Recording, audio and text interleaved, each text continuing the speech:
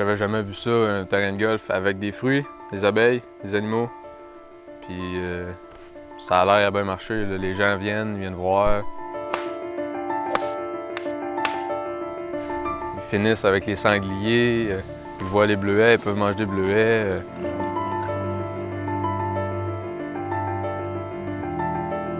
Puis quand je suis arrivé dans la région en 80, ça m'a pris 4 ans pour faire la recherche de terrain, mais toujours dans le but d'avoir un terrain, on va le dire, multi-usage ou multi-ressources. Je n'étais pas golfeur, je ne connaissais pas les fruits, le vin, je ne connaissais pas ça. Fait que finalement, je ne connaissais rien de ce que je fais présentement, ni les huiles essentielles qu'on fait depuis cette année.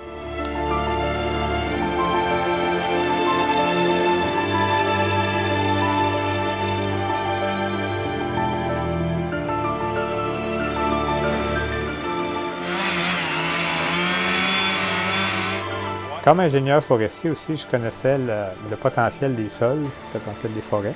Puis la région se prête à plein de développements. Fait que là, je suis en train de faire ce que j'ai dit aux autres.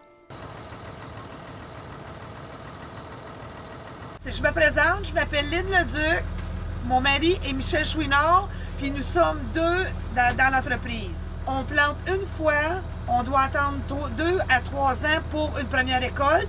Ensuite de ça, son espérance de vie est 100 ans, une fois qu'elle est plantée. Alors,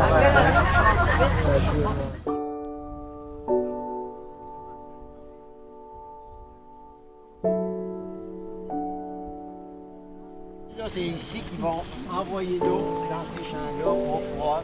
Puis l'eau, quand il dit qu'il récupère ici pour la transférer dans un autre. Tu ne peux pas produire la canneberge si tu n'as pas d'eau. Ça prend des grands plans d'eau. Alors, ici, c'est ce qu'il y avait. Il y avait où est-ce qu'est la cannebergière en arrière. C'était un marécage, ça. Puis il y avait beaucoup d'eau. Alors, fait qu'il y a de l'eau partout par en haut, vers le nord en montant. Il y a plein d'eau. Puis c'est pour ça que Casabasbois, qui est le nom amérindien, en français veut dire rivière souterraine.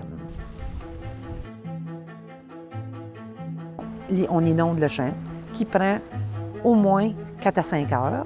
Ensuite de ça, on va rentrer une machine qui est dans notre jargon à nous, ça s'appelle une batteuse.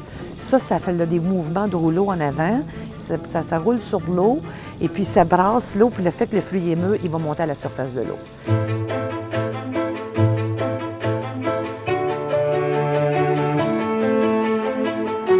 Le jour où les gens vont prendre un verre de jus de canneberge le matin au lieu de prendre un jus d'orange, ma mission va être réalisée.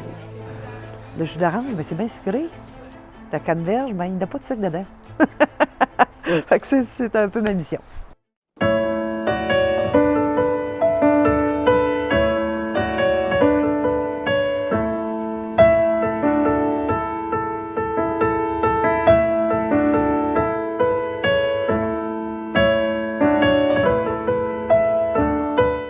Le soleil et la terre, Solistera, c'est complètement alimenté par les panneaux solaires. Donc, son énergie, ça vient du soleil. L'électricité qui génère à Solistera, c'est du soleil. Puis la terre, les bâtiments de Solistera, ils viennent de la terre. Le crépi est fait à partir du sable qui est ici, sur le site même. Tout le bois que vous voyez, c'était des arbres qui étaient ici. Donc, c'est ça, fait que soleil et terre. On a une maison, bien, en effet, à ma connaissance, la maison en paille la plus haute au monde. On a une maison qui est complètement autonome au niveau énergétique. Puis on a un lac privé.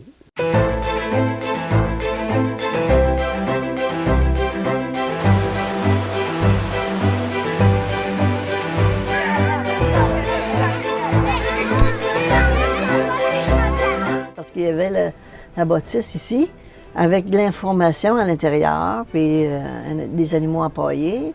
Mais les voir vivants, c'était mieux. Ça aime le noisetier, de l'érable à épis. J'aime ça. C'est ma passion. J'adore ça.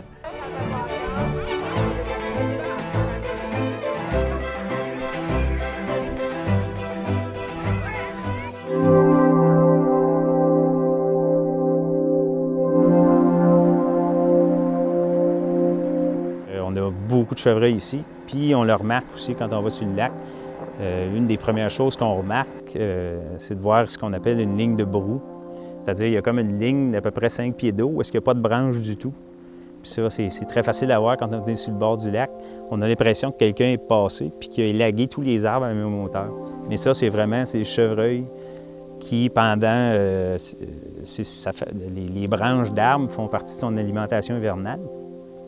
Puis il mange tous les arbres qui sont à sa portée.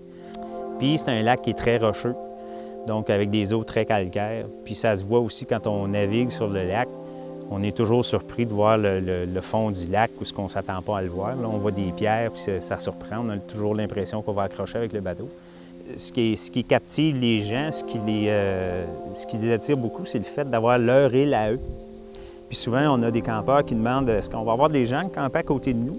Puis sont surpris d'entendre que non, vous allez avoir l'île à vous, là, vous tout seul. Puis je pense que le fait d'avoir sa propre île, jouer un petit peu à Robinson Crusoe, si on veut, sur un lac, là, je pense que c'est ça qui attire beaucoup les gens. Puis c'est la quiétude, c'est la grosse paix, là, si on veut. C'est ce qui caractérise le lac Trentaine.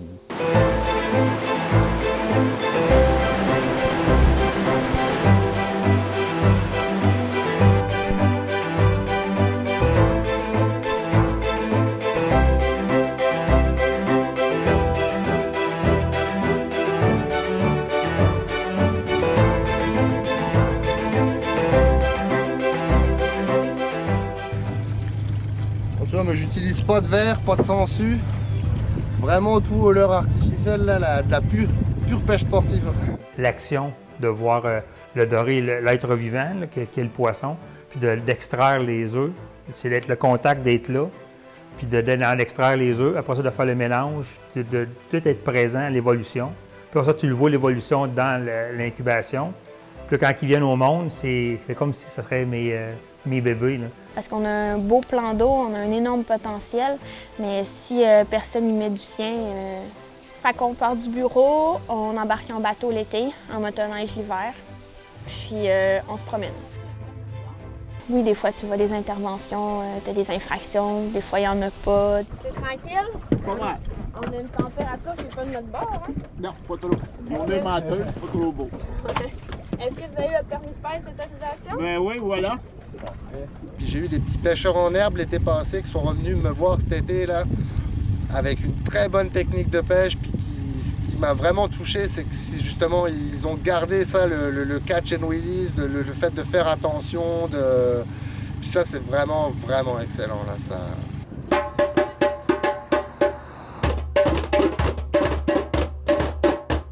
Les gens viennent ici parce qu'ils viennent s'amuser, ils viennent se rencontrer, ils viennent apprendre, ils viennent découvrir, ils viennent créer. C'est l'exposition actuelle. Monique Légaré. Monique a enseigné dans la région 26 ans. Alors, c'est un endroit où il fait bon vivre, où c'est intéressant de se retrouver. C'est le vieux presbytère qui a été transformé en galerie d'art, mais c'est aussi maintenant un peu le nouveau parvis de l'église.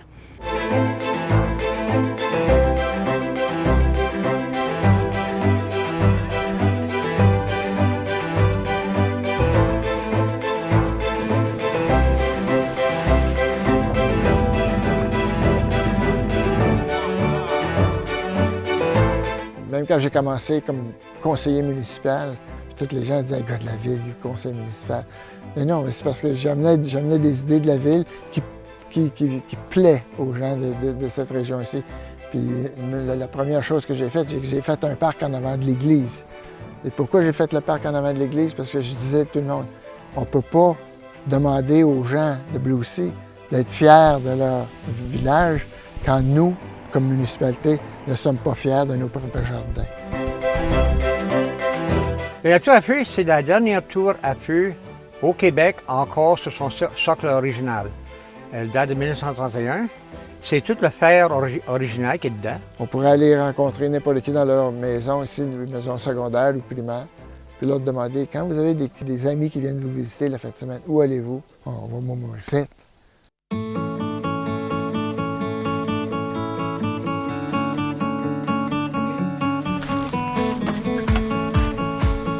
cette infrastructure-là, il faut la voir d'abord à long terme. Il faut la voir comme vraiment comme un élément mobilisateur régional qui va nous permettre de nous distinguer. On a l'avantage d'avoir des paysages absolument phénoménaux. Moi, j'en ai vu quand même plusieurs à travers le Québec, mais on a ici, particulièrement à la hauteur de Blue-Sea, des paysages à faire rêver. Alors, on est capable de partager ça avec des gens qui nous viennent d'à peu près partout.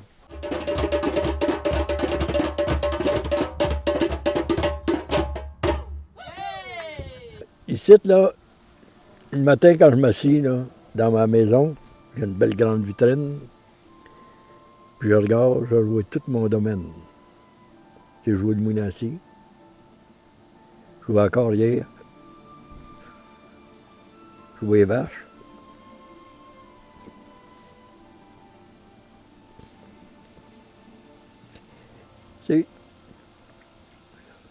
On ne va pas demander plus.